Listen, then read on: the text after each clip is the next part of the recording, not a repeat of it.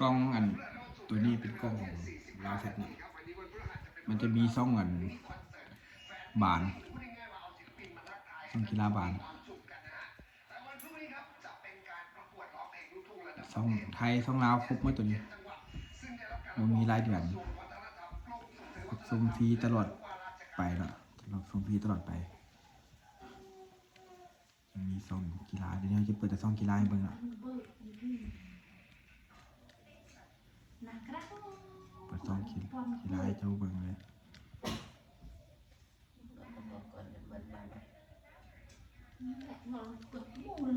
ตัวนี้มีช่องกีฬาตัวนี้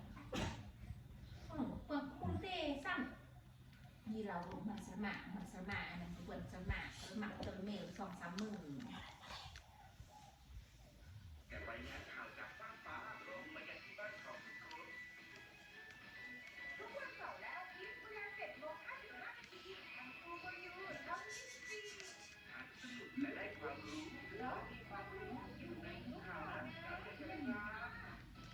นี่เป็นช่องบีอิง3ตัวนี้จะมีบัตรลาลิก้าพวกเด็กสเปนแล้วก็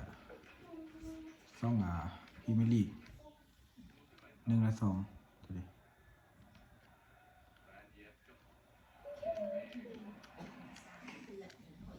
้ช่องที่ 2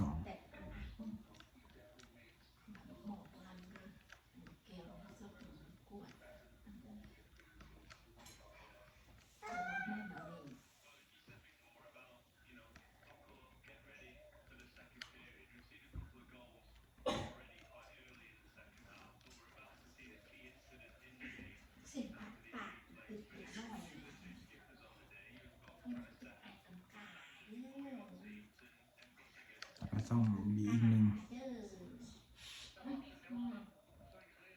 ตัวนี้เบิ่งฟรีบ่มีรายเดือนรับชมตลอดไปเลยเนาะ